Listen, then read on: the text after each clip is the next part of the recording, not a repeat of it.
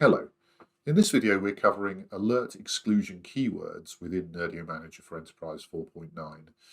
This new function allows administrators to specify keywords in alert conditions that will suppress notifications and hopefully help to detect and suppress false positives when those alerts are generated. In order to configure this, it's important to remember that you need email notifications enabled. This can be done from the Nerdio environment Email Notifications tab. Specifying exclusions can be done from the conditions page, either against pre-existing default conditions or against custom ones that have been created.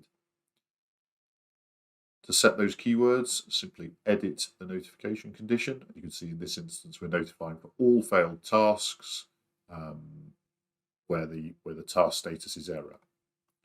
However, it could be that we want to exclude timeout notifications because this is not a critical error with the Nerdio platform or with the AVD session hosts themselves. This is just a response from Azure, and maybe we're seeing many of those. I'm going to create that condition.